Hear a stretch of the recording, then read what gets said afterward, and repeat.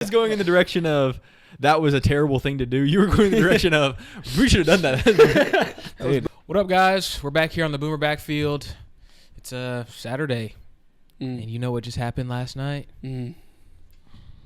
Texas goes down. Mm-hmm. Texas goes down. We got a lot of good content for you guys today. We're going to be talking about, obviously, the semifinals games, the new law that Mr. Kevin Stitt, wrote into, whatever act. Some OU hoops, probably men's, and maybe a little bit of women's. Ooh. They're not bad this year. Yeah, They're not bad. They're not bad. They always and then are. our favorite section, obviously, comments on comments. Make sure to check us out anywhere you listen to podcasts. We're everywhere. Yeah. Spotify, Apple Music, iHeartRadio, Mm-hmm. and maybe even an audiobook at your local library. Yeah. But anyway, my name's Kylan, I'm Colby. My name is Spencer. and let's get into it. So Yeah. first off, like I said, hey, down go the Horns, baby. Down go the Horns. What a game, bro. That was a really good game. What a game. It was such a good game. Yeah. I got nervous. I was nervous, bro. I get nervous. Listen, man, I said this on Twitter, and I'll say it again. If Quinn wanted to score a touchdown as bad as he wanted booty pics from some Insta girl, Texas would be in the natty right now. First and goal, and it's typical. Texas, when they get in first and goal, they cannot score on 4 plays. It's crazy. Crazy. But, yeah, the weird thing about that was, too, is Quinn on, the last, the big play of the game when Sawyer grabbed the ball and scooped and scored to seal it. He was, laughing off the field and, dabbed him up. I'm like, dude, listen, bro. If I just cost my team a chance at the national championship, I'm not laughing with my old buddy. Some people are – I saw, somebody – some ESPN or somebody posted it, and people in the comments were like, bro, people are trying to hate that he's laughing, bro. I'm like – Yeah. I am trying to hate because if I just lost my team the national championship, I'm like, good one, buddy. Dude, if my teammates saw that, if I saw somebody doing that, if I saw my quarterback doing that, I would spaz. Yeah. I would spaz. That's facts. Yeah. Dude, I don't know. Crazy. Bro just wanted booty pics so bad. Please, if he was begging to score a touchdown, bro. We got to pull up that. I'll pull up that picture. I'll put it in the podcast, bro, so they can see it. That's crazy. It's just so ridiculous. Bro was begging. If he was begging to get a touchdown as bad as he wants some Instagram butt, then maybe he would have scored. I don't know. No, I don't know. I mean, it just felt kind of because Jack Shore, that was his roommate when he was at Ohio State. So it's just kind of like, even his interview after the game was like, yeah, I walked up to Quinn and he was like, screw you. And I was like, I would have, there wouldn't have been any, I would have walked right by him probably. I wouldn't have said anything because I would have been so hot. No. I just cost my team the game. Yeah. Literally, I just cost my team the game because I didn't hold on to the ball. Steve Sarkisian's obviously responsible because he called, why do you call a halfback sweep? The pitch. Toss. Halfback toss. Yeah.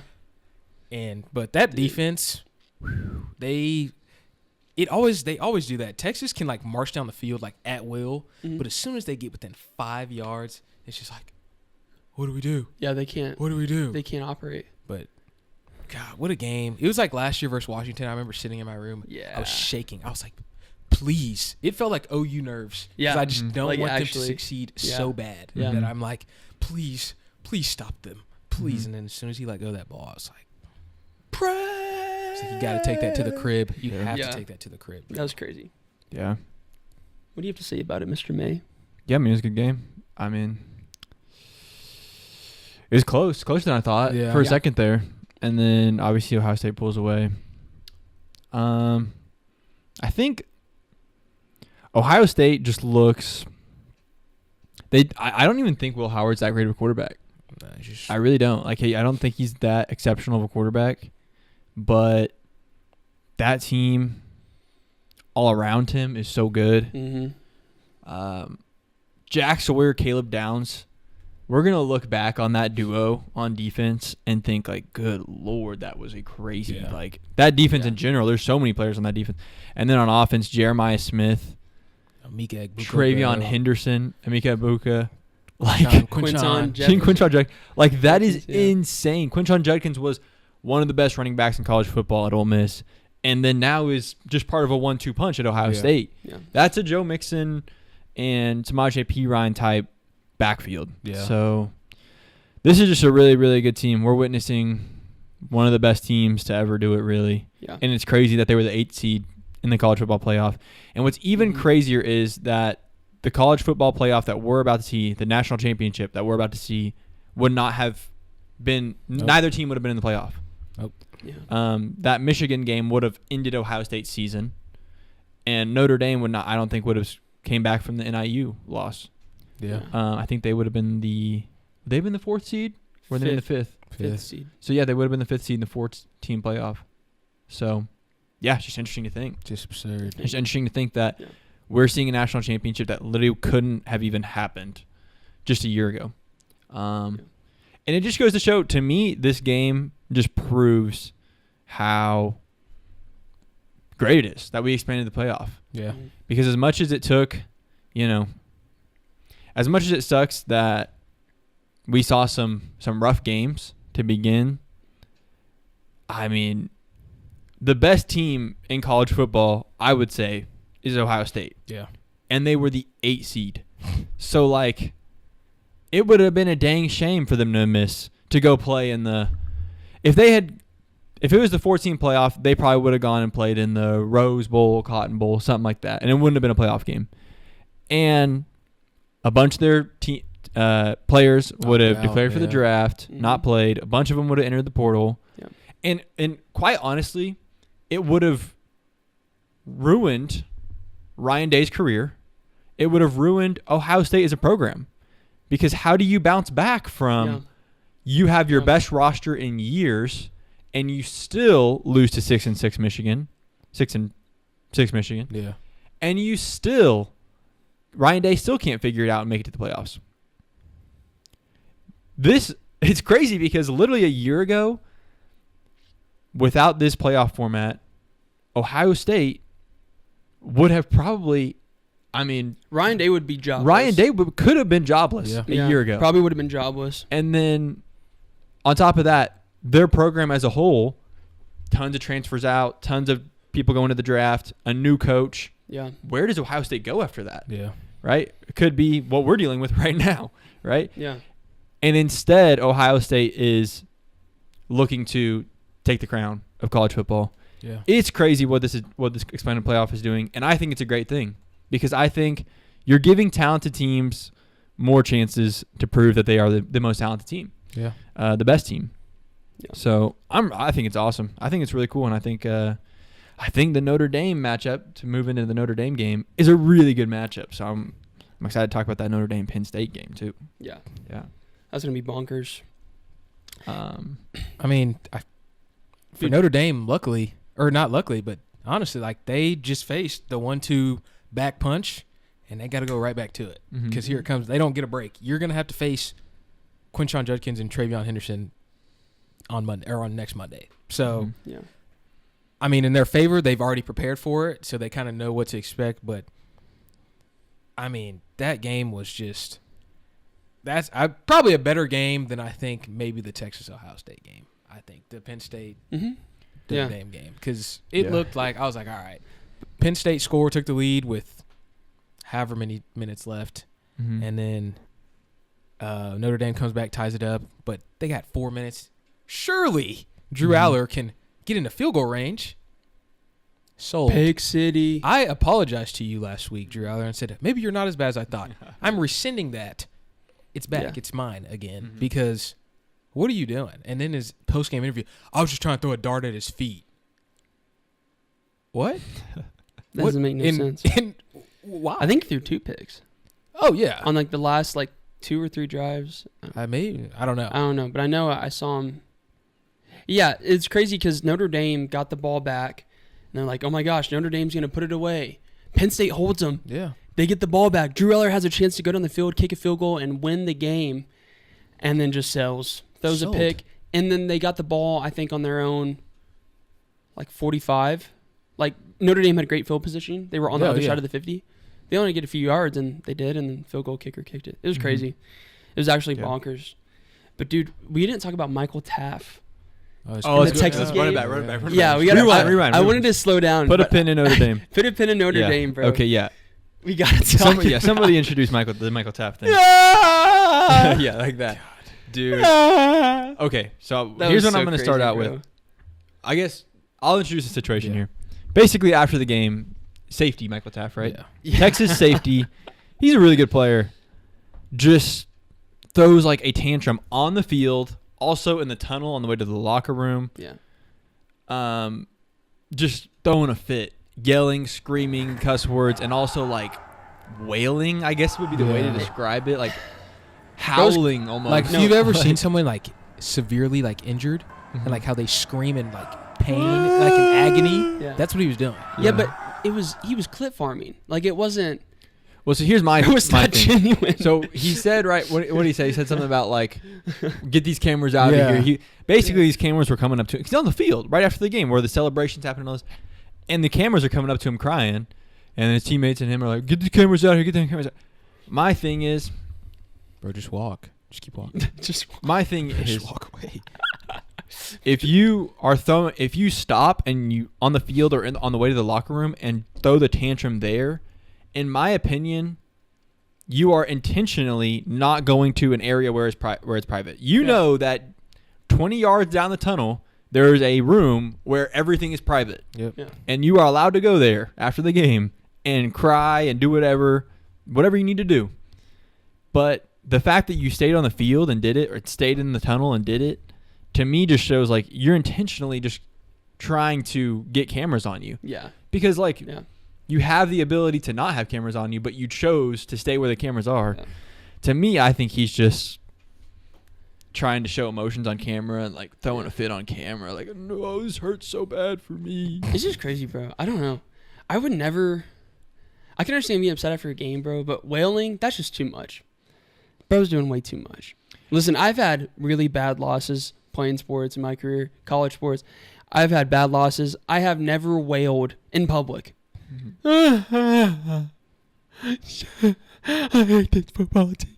Yeah, Yeah. he's Just- got nuts. And it's like he could easily go back to his locker room and be fine. I don't know. It's just weird. Bro's trying to get clips. Bro's trying to get some fame because he's trying to show that it means something to him. Dude, it means something to everybody. Like, Yeah. you're not playing football at SEC Texas and you're the only one You care who about it means something so deep to you. Like, no, bro. Everybody on that team, it means something to them. They just have more emotional control than you do. Yeah. It's just crazy, Dude, bro. it was just like He just wants I clips. saw it and I'm like, okay.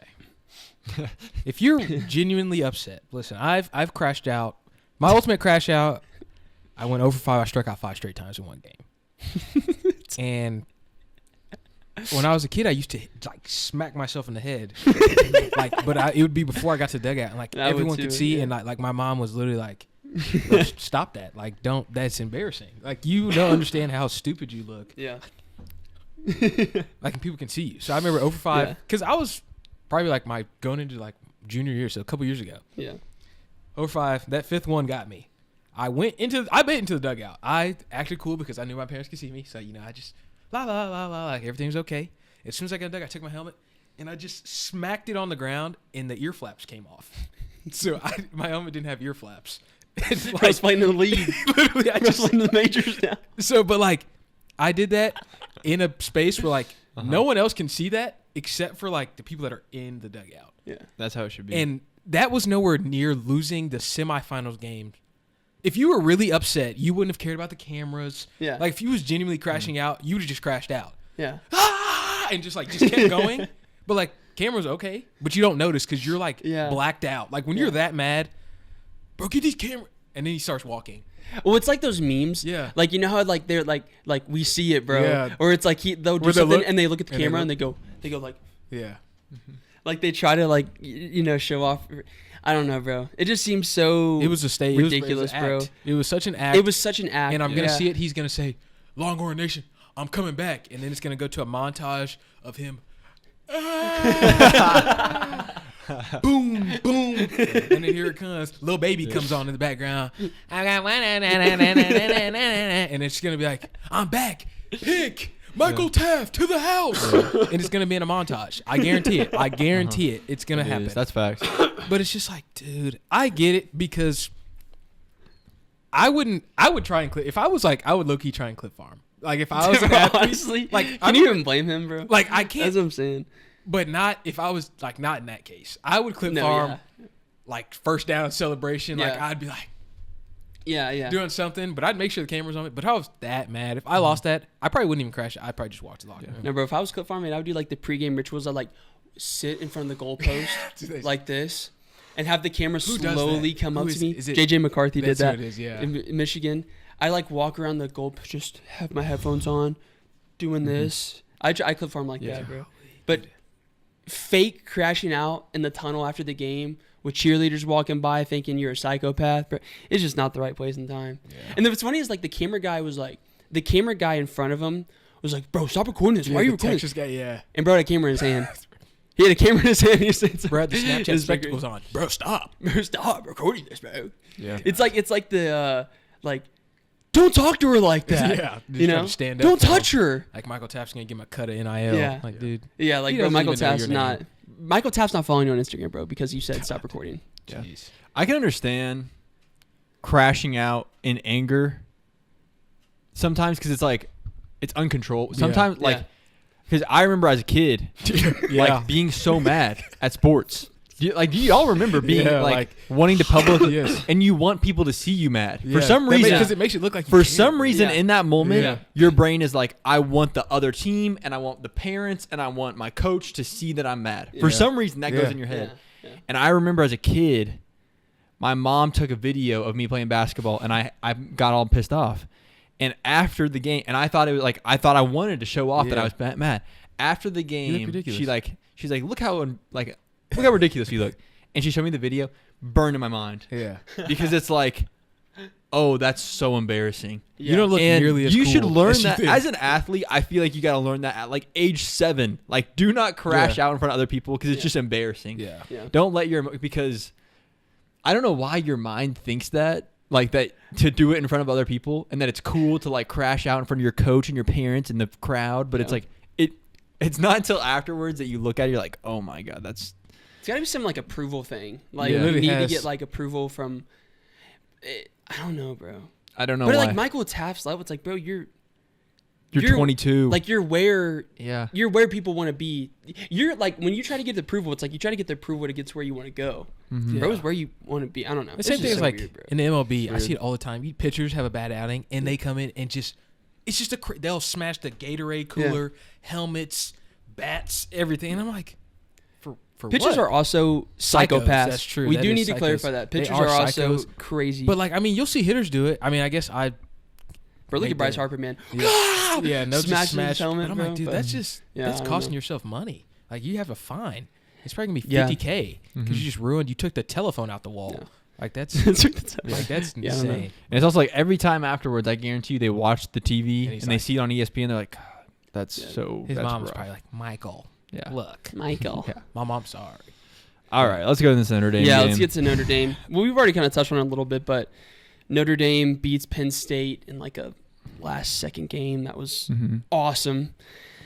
Notre Dame looks good. And look, I said in my prediction last week, I said, listen, Notre Dame has played they've been battle-tested in the playoffs so far. They've played better teams than Penn State has.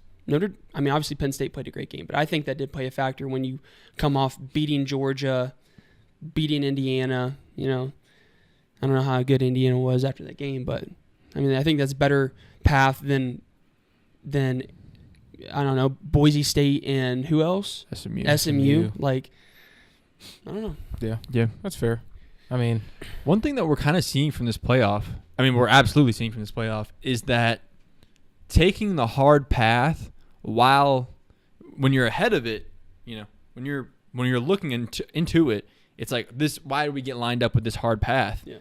But now we're looking back and we're like, okay, the two teams with really hard paths made it. Yeah. And the teams with the byes were actually the teams. Every team with a bye lost. Yeah. Every single team with a bye lost. Yep. And another example is Notre Dame and Penn State. Like, Penn State had the easier path, but they were the one that lost. Yeah. Now, could this be a small sample? Like, this might not be like the actual reason why these teams lost. Yeah. But it just goes to show, like, man, like, there is something to, Ohio State playing Tennessee before they go and play Oregon, whereas Oregon had 2 weeks off. There's something to that. Well, yeah, you look at the two teams. Ohio State played Tennessee, Oregon, and Texas. Mm-hmm. Notre Dame played Indiana, Georgia, and Penn State. Mm-hmm. I think there absolutely is something to that. Yeah. And that bye week definitely looked interesting. I do think, and if we're going to carry that into the national championship, Notre Dame just played a really good backfield with Nick Singleton and Katron Allen. Uh-huh. And now they're going to face another really good backfield, and they did a really good job. Like the rushing yards in that game were really not what you would think from Penn State. Yeah. Let's look at them. I know Katron Allen. It was 204. I was going to say 204 rushing yards. That's pretty solid. Yeah. But point is, they came out on top despite 204 rushing yards. Mm-hmm. And so, if Ohio State comes and does the same thing, they're prepared for that. The only thing I would say is that you have the two dynamic backs in the backfield, but Penn State didn't complete a single pass to receiver, and I'll put my whole entire bank account that Ohio State will complete a pass to a receiver because they have the most elite receiver core probably in the country. That's what was so interesting about the Ohio State-Texas game is the rushing yards were like under 100 for each team. Yeah. And it was the passing yards that was like off the charts. Yeah. It'll be interesting to see what Notre Dame does to that. But another thing about this Notre Dame game for me was Riley Leonard, who was going to the national championship again. Like I just said for Will Howard, I don't think he's really that good. Because you don't have to be. He threw 2 interceptions versus Penn State, and they still won the game. But like, I think what's really interesting about college football right now is that the QB talent across the board is not ultra exceptional. Dude, it's atrocious. But a lot of these offensive coordinators are kind of molding their offenses to decent quarterbacks, just having decent quarterbacks. And it's also funny that the best teams don't have the best quarterbacks. Yep. Shedeur Sanders, I would say the best quarterbacks are Shedeur Sanders and Cam Ward. That's my opinion. I think Cam Ward for sure is like you would want him on your team. And they're on Miami and Colorado. They've been sitting for 3 weeks now, 4 weeks maybe. So I think that's also interesting as well. But anyways, my point is the national championship game that we're looking at now is guys that are not exceptional. Yeah. They're not Baker Mayfield versus Patrick Mahomes versus Lamar Jackson versus it's interesting. It is really crazy. That's what I think I said that when we were talking about like John Mateer. I said I think I'd rather honestly go spend a bag on other pieces rather than pay big money. Not saying like I don't want John Mateer here, but I'm saying honestly like it's better to have a mediocre quarterback that can just do what's needed. Do his job. Yeah. Do his job. Mm-hmm. Yeah. Like obviously the Oregon thing is kind of a different, but I still think that's the same thing for Oregon. DG's not exceptional. Like he's not the best, but he can just do what is needed. Yeah. And if you can put pieces around that person that can do the exceptional stuff after they get the ball, that's all you need. DG's probably quite literally the best example of this. Literally. Because he was leading the number 1 team in college football as quarterback. He was a Heisman finalist, and he's not. Where do you see him on the draft boards? He's like not even that high. He's fifth round. Like So that shows you how non-exceptional the quarterback talent is, but how these offensive coordinators are completely reshaping their offense to just kind of be like, we just have a point guard. We just have a guy that runs the system, a system runner, really. Bro, what happened in college football, man? I'm telling you, the quarterback talent over the last few years has just been garbage. Because you look back at 2014. Let's just even go back to 2012 with Manziel. You had like Manziel, Robert Griffin. Then you go to Baker, Deshaun Watson, Trevor Lawrence. Then you had Tua. And then you had Joe Burrow, Jalen Hurts. Sorry, bro. But it's like you had all these, Lamar Jackson, of course, Marcus Mariota. You had these elite quarterbacks year after year after year. And the last few years, it's like, bro, who's here? Yeah. Like Shedeur Sanders. Listen, Shedeur Sanders is a great quarterback, bro.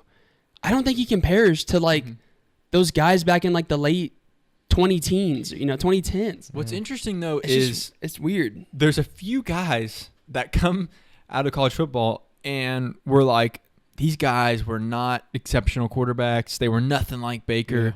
They go to the NFL and they're Jaden Daniels or they're Bo Nix. Jaden Daniels is weird. Dude. Bo Nix is that's so crazy. Bo Nix and Jaden Daniels are both the Commanders are in the playoffs. Yeah, they're both leading teams in the playoffs, and like They haven't been to the playoffs in a while. Commanders play Bucks. They play Bake. So it's just that's one interesting thing. That's like, I wonder if Shadur or Cam Ward or one of these guys is gonna explode in the NFL. They might be gross, bro. Shaduki Sanders might be tearing. And what's also weird is we did have an exceptional player in Caleb Williams, who were like, this is a once in a generation guy.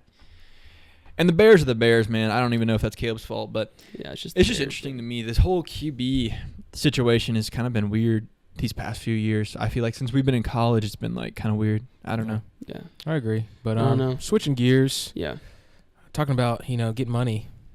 Yeah, athletes can now get paid directly. Dude, that's so crazy, bro. Which is, I don't even know if that's Mr. Stitt. To give some information on this, I have this article from the Daily. About what's going on. Essentially, really what's going on, though, is there are no federal laws around NIL. There's literally nothing. And so that means that NIL laws are up to each state at the time. Now, there will definitely be federal laws eventually. But until that happens, there can be a huge competitive advantage in the fact that maybe Mississippi has laws that allow universities to pay their athletes directly, whereas in maybe Oregon, there isn't those laws. Yeah. Or those laws are restrictive.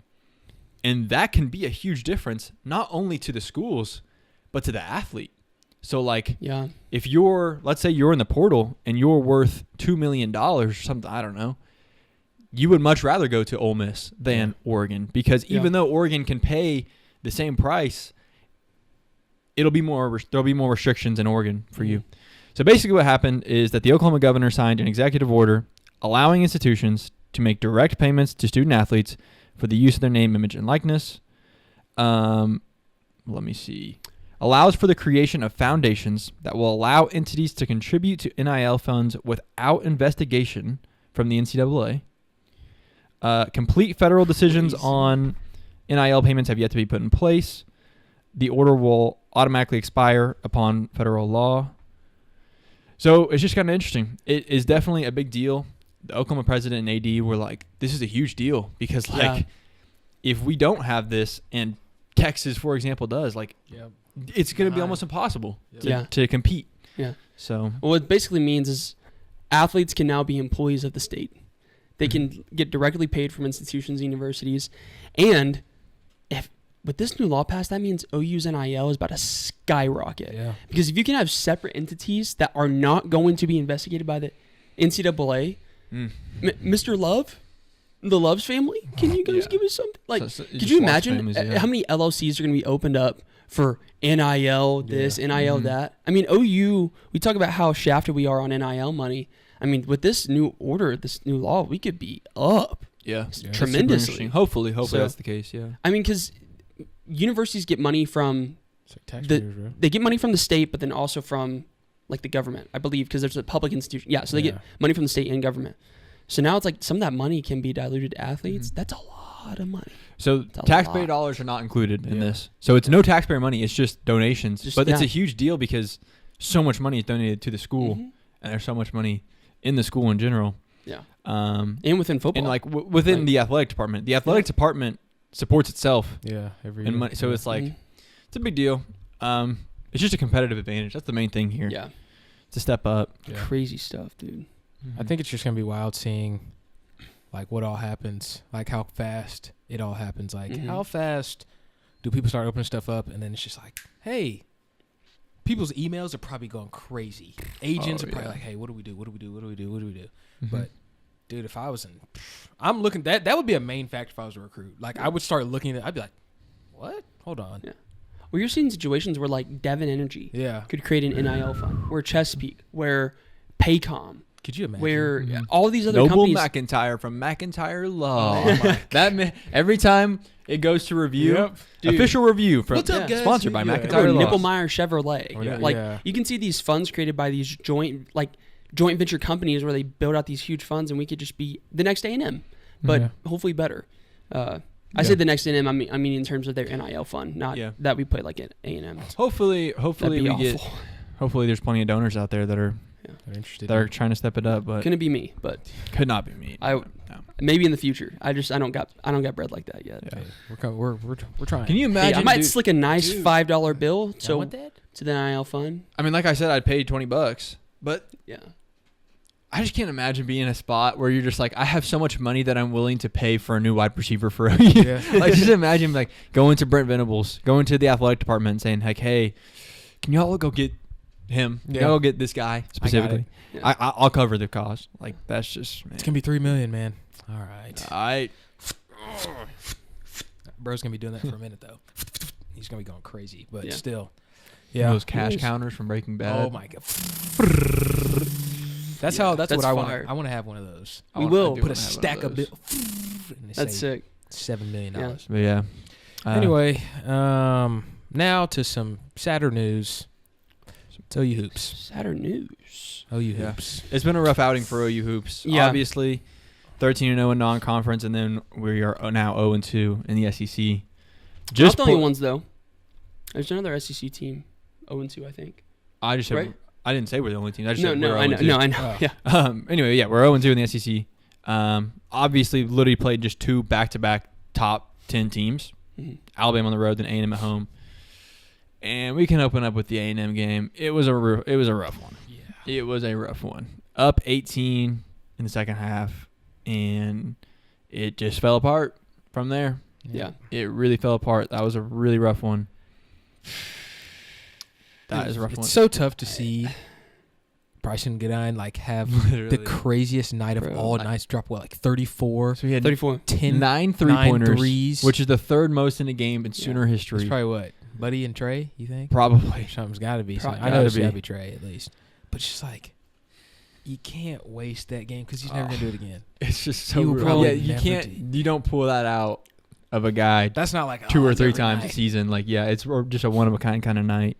The biggest problem was the turnovers, man. Yeah.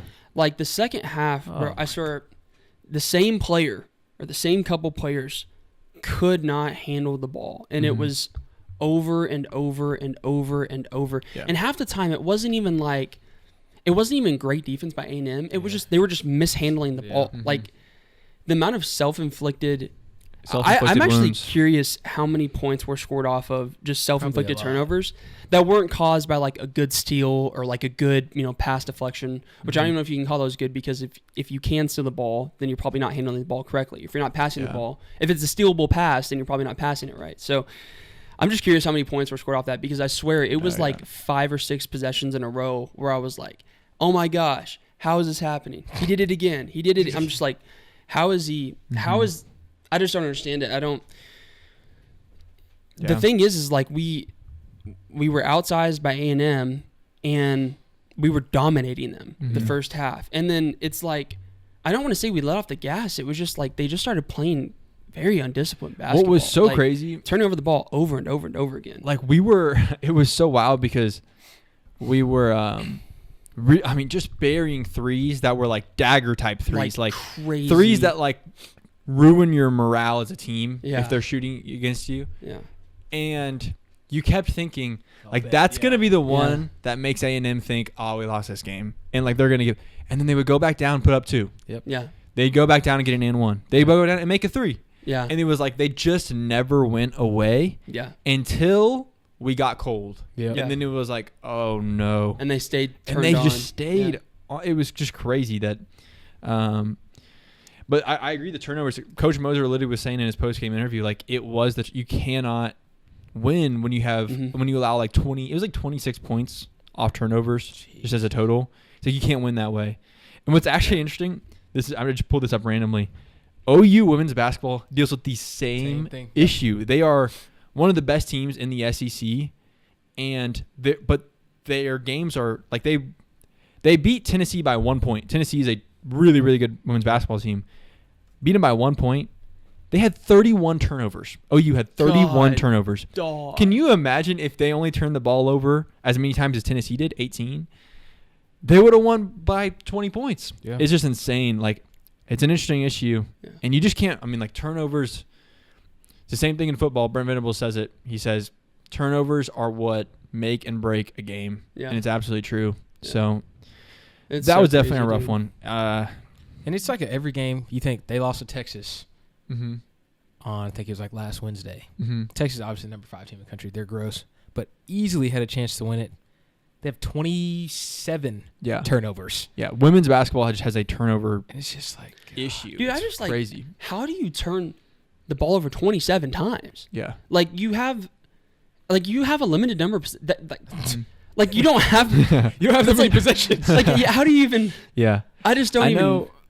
That's like half of your possessions. Yeah. It's like almost every other time that you're going down the court, you're just passing it right back. I just don't understand how that even happens. Like I know for women's basketball. For women's basketball, I know the case is they play super fast paced. That's what Jenny said.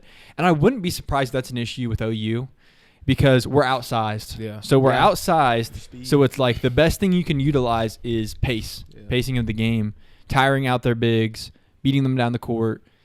But it's like, one thing that Tiger Woods says is swing as hard as you can without losing your balance. Yeah. And so it's like increase the pace of the game as much as you can if you're playing small ball like we are until you lose your balance, which in which case we have lost our balance. Like we can't be turning the ball over this many times. Yeah. It's not worth playing at this tempo. Yeah. I just don't know. I think we are solid. Yeah. But you can't win if you're turning over that much. I don't know. And that's the thing too is like you can't really say that it was like A&M played amazing defense. Like Porter said it himself. It's just like self-inflicted, just dribbling the ball out of bounds. Yeah. Like touching that was absurd. Just not even just very I would honestly say elementary mistakes. Mm-hmm. Like it was so easy that you could have prevented those mistakes. It was just crazy. Yeah. Falling on the ground, then you get their ball ripped out of you. It's like I just don't even I don't even know what I saw that second half. It was crazy to have both your men's and women's with the same problem. Like, God, it is so interesting. Guys, talk about it. Jenny and Porter, come together and talk about it. Well, they both are kind of smaller teams. Yeah. Women's not necessarily, but they're both a little bit smaller teams, and they're both fast tempo teams. Yeah. And you're seeing the same issue. So it's crazy. And they're both solid teams. As I say, they're both really good great teams. basketball Top teams. 25 It's just like, man, it's just this simple issue. Turnover issues, man. Yeah. How many did we have against A&M? Do we know? If they scored 26 points off turnovers, that means wait. Let's just say they averaged 2 points we had 18 per turnover. So we had 18 turnovers. 18 turnovers. They had 9. Yeah. We had you can't win. It's that margin. They had 30 too. points off turnovers. Yeah, it's 30 points. They had 30. 30 points. So say we halved the amount of points. Say we just matched them. 15. They had scored 15 points. What's the score of that game?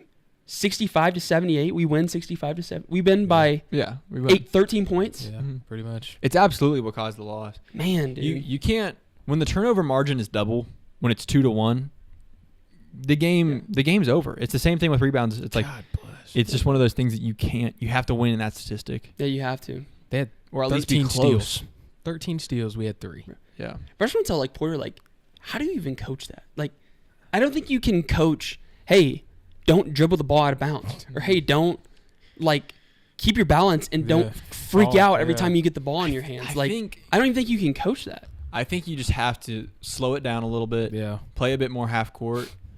So you have to change your offense. Because it's like in football, if you have a quarterback that is throwing interceptions, you might be able to coach that. But if it's 6 games into the season, what you're really going to have to do is change the philosophy, the offense, into more of a running game, short passes, screen passes.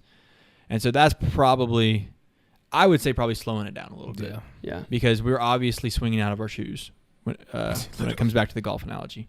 Yeah. So, crazy. Disappointing, but, I mean, this team is still well planted in March Madness at this point. I just saw the Joe Lunardi.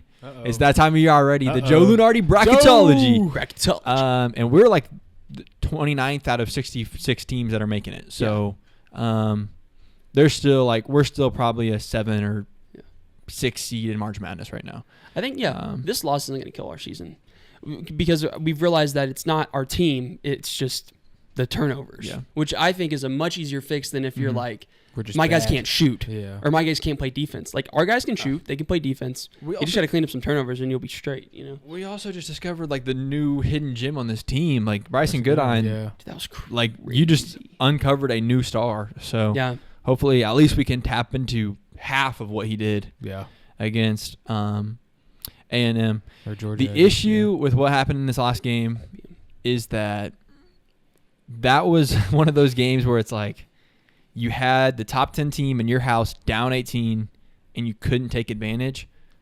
Well, now let's look ahead. Oh my goodness, his schedule is so brutal for the rest of the year. Like, it's just so tough. We are going to Georgia tonight at 5 p.m. So literally in a few hours from when we're recording this. They're 13-2 as well. They're 1-1 in conference. They are 7.5-point favorites according to Vegas. They are 70% chance to win according to ESPN.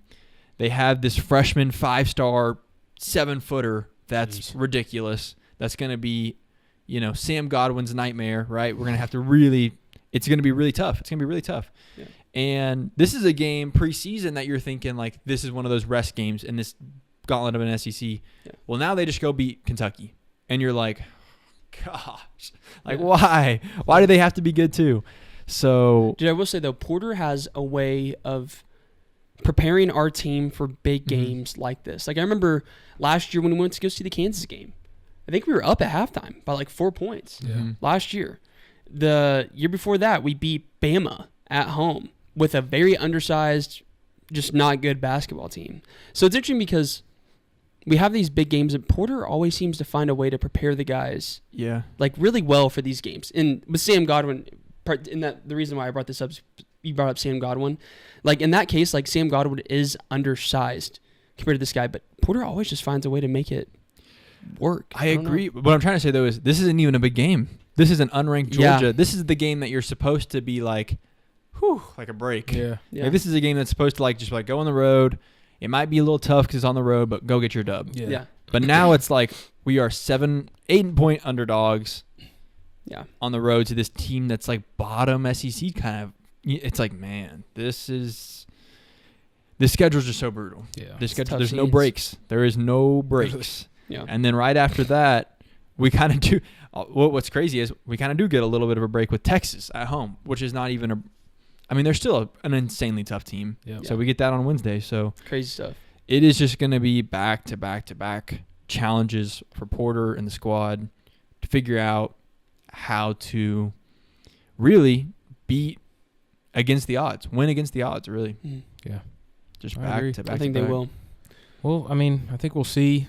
Only time will tell, I guess, as the old folks say. A few hours only time will tell. But moving on to our last segment, our favorite segment. Let's hear from you guys. It's time for comments on comments. Comments on comments. We got 3 good ones for you guys today, and we got some good opinions from you guys, but I think Spencer May is going to start it off for us. Let's warm it up. Yeah. Warm it up. We're talking a little bit about Baker and his success this year. Obviously, he's about to play the Commanders this weekend in a big playoff game. And the topic of discussion really is Baker versus Deshaun Watson, because Deshaun Watson obviously took his job back at Cleveland. Yep. And David Pack said this on Facebook. The Browns' record 3 years prior to Baker, in those 3 years, was 4-44. Baker comes in and in his rookie year goes 7-7 when he's starting, which is just crazy. Like, more wins in his rookie year when he's starting than in 3 years prior, which is crazy. And he didn't start the first 3 games. Yeah. So keep that in mind. Since then, they have gone 21-30 with 7 different starting quarterbacks, and that was with talent on the team. Enough said. Yeah. The Browns, man. Just absurd. You can't help the Browns. I also just think, man, never doubt this guy. Baker has just gone against the hate. He has just bended every hater that has come at him, really. Yeah. And, man, I even thought his career was almost over there in Carolina. And, man, watching that LA Rams game, I'll never forget where I was when he completed that pass right for the touchdown. Yeah. And you just can't hate the guy. I don't know how anybody's a hater of this guy except for people that lose to him like Texas. Yeah. Really, I'm just so happy for him, man. I'm so happy to watch this game. I'm excited to watch this game, dude. Man. I can't wait. It's gonna be a baller, dude. I was just thinking, bro. If Baker loses, bro, there's a video of him on the news when he's doing a post-game interview when the Falcons were playing the Commanders, and the Commanders needed to beat the Falcons for the Bucs to get into the playoff. Yeah.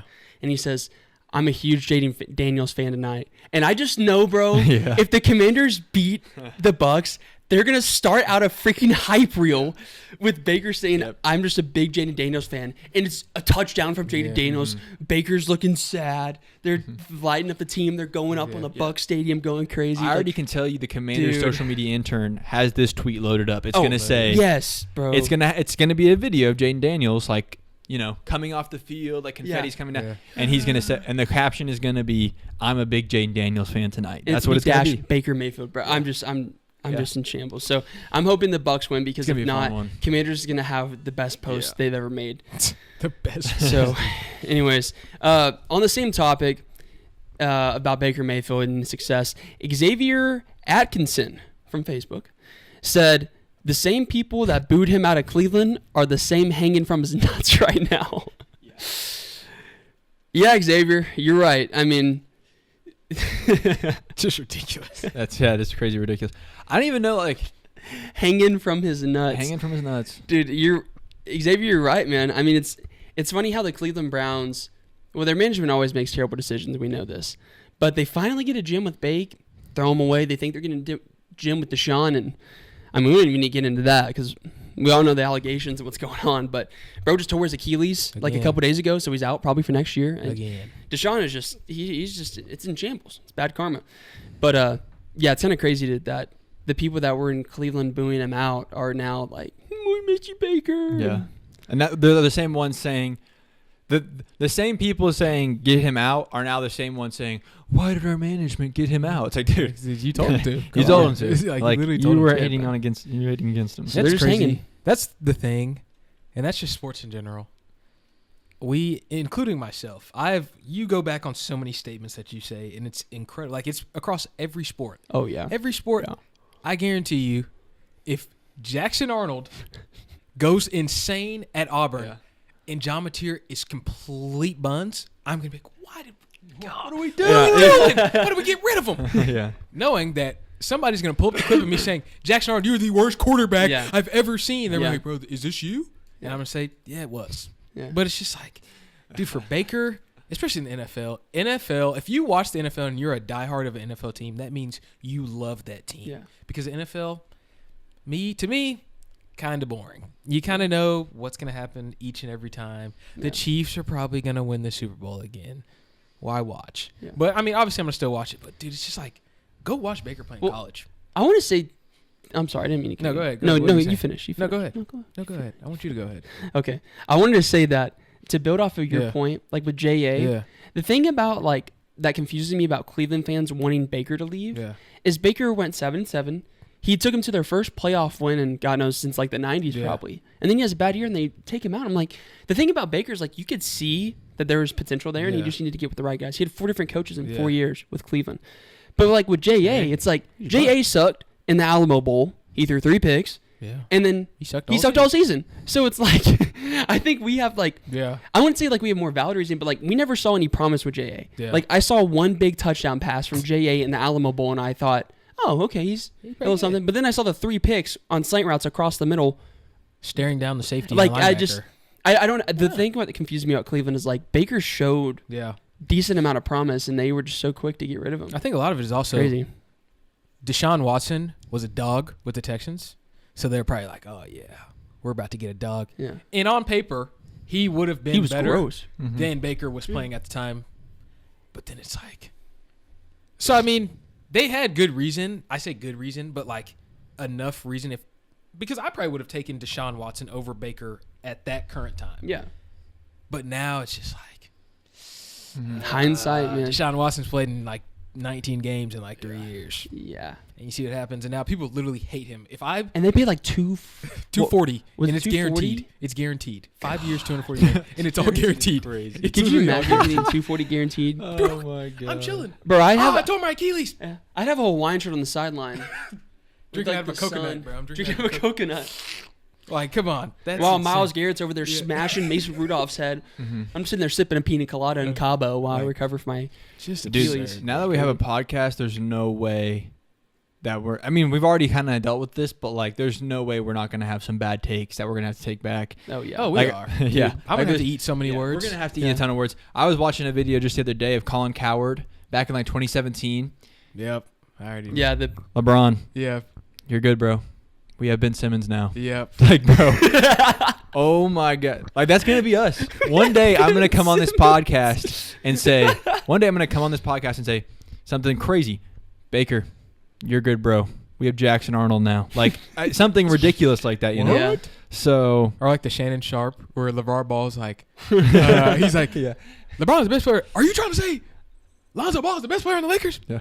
Yes. It's just like, look at Lonzo. I mean, Yeah. he's not bad, but he hasn't played basketball like 3 years until now. What was the one? Oh my God. It's just crazy. It's the so takes funny. people Skip have. Bayless. Could 52-year-old Michael Jordan beat 36-year-old LeBron James right now? You know what? I think he could. It's like, Game on the line. Give me one Iguodala. That's like absurd to say. Andre Iguodala is the guy you want. Man. Yeah. Right. So Anyway. there's we're gonna say We're gonna something have like to. that eventually. And I can't wait. We probably already That is have. probably. We probably already have cooked up some Yeah. crazy things. I mean, Xavier Atkinson, we might be hanging from. Never mind. Never mind. it'd Don't be even say interesting it. Never to mind. Don't even say, do it. I'd say like maybe at the end of the year or something, we look back on all of our podcasts and find like make a compilation of like, Yeah. oh my god, All the things what that were we've we said. talking Dude, that'd be about? funny, bro. We should do that. But anyway, last Yeah, comment. last comment. We got Jimmy Rogers. This one's on just a simple Brent Venables post that we made. Like nothing. Literally, it said, "Hey, check in if you love Brent Venables." And this says he's the best defensive mind in the game. Mm-hmm. He will get things together. Exclamation point. That's true. Next year looks more promising than any I can remember, and with the addition of our new DC, who is unknown, which will blow your mind when you hear. Oh wait, I didn't even. Whoa! Which will blow your mind when you hear who it is. I see nothing but greatness out of BV. Is Jimmy Rogers an insider? Because bro just talk like he knows. He said it will blow your It will mind. blow when you your hear mind. Who it is? Mr. Jimmy. Maybe this is Jimmy. a burner account, bro. Maybe this is like this is uh, It could be- I don't Bro, even this know. is Zach Alley's burner account. It'll blow your mind. It'll blow your mind. Jimmy, Terrible. I think Or should be BV, bro. I agree. BV's burner. Jimmy I Green agree. Beans. I think he is. He might not be but I think he is one of the top defensive minds in the game. His schemes, I think he could probably take, some 2-stars, 1-stars, 2-stars. You can see him doing it right now and probably put together a solid defense. But I thought he was going to get things together this past year, and he didn't. And then the year before that, I was like, all right, he kind of got together, but I don't know if it looks more promising. I can't say that for sure. Yeah. Once we find out who the DC is, maybe I can make some more, I guess. But right now, I'm just trying to be optimistic and say, hey, it can get worse, but I don't think it will get worse. Yeah. Maybe we can go 7-6. Yeah. Yeah. If that's not worse, that's better. Dude. But I don't know, bro. I have no idea. My favorite Twitter posts are the ones where it's like, I keep seeing, it's somebody out there that's tweeting them like, this is rock bottom when we lost to South Carolina. Yeah. And then it was like, we go when we lose to Missouri with Jackson Arnold. Nope, never mind. This is rock bottom. And then it was like we lost to LSU. Nope, never mind. And then we lost to Navy. Nope, never mind. This is rock bottom. It's like, when will rock bottom be rock bottom? That's the question for Brent Venables. Yeah. If we lose in the spring game, bro. Listen, Could you? How did we both lose? the only question I have about this comment, because I agree with most of it. I think BV is probably the best defensive mind in the game. He's shown it. I think he will get things together. The one thing I have to ask you, Jimmy, is you said next year looks more promising than any I can remember. Jimmy. Come on. Yeah, that's not. Listen, Jimmy, this is where you went cold. You were on fire. Ice You were on cold. fire your first couple sentences, and you went cold here. Listen, Jimmy, I can promise you right now, when we beat Auburn in the Cotton Bowl in 2016, and it was announced that Baker Mayfield was coming back for one more year because he wanted to win a natty, that was the most promising year I can ever remember because I knew Baker was coming back. And then we had Kyler, and then we had Jaleb, and then we had Caleb. I'm sorry, but after going 6-7 and losing a Navy, yes, we got some good players, but man, next year does not look more promising than then you can remember Jimmy. Unless you've been a football fan for OU fan for 1 year. Yeah, yes, that's it. If you were a fan in August of 2024, Jimmy, you have every right to say that. But man, I just don't. There's been so many years that look so much more promising than this last year. I would say the 2024 season was more promising, but honestly, yeah, because we had stacked receivers. I was like, our receiver room is stacked now, and we didn't know J.A. was buns. Yeah, like we didn't know he was bad. I didn't know he was that bad. Yeah. Golly, I didn't think he was. God.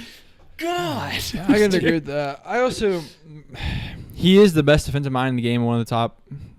He's up there. Yeah. But the question is, can he coach? Can he head coach? Yeah. I don't know if he's gonna get this thing together because every year is a regression on this offense, and so, it's like he might put the best defensive team out there, but is he ever going to put it all together? It's the same thing we had with Lincoln, man. It really is. Yeah. Are we ever going to put it all together? Yeah. That will be the question. Yeah, and I think we might. I hope so, but that's all we got for you guys today. Yep. Appreciate you guys tuning in. Make sure to check us out. This will hopefully be up by probably later tonight, maybe tomorrow, something like that. But hopefully. Have a great week, guys. We'll be back on probably Wednesday. We're going to get like a schedule set up. We'll be consistent. It'll be more consistent every week. Like we said, every week. We got some stuff coming up. Just keep waiting. Yeah, just be patient. Yeah, be patient. Also, if you want to see something, like, comment. Yeah, let us know. Like, if there's something that you're interested in, ideas, let us know. New segment ideas. If you want to hear, if you want to get to know like personal questions, I can talk about myself. Trust me. Yeah. But appreciate you guys tuning in. We'll catch y'all next week. Thank you. Peace.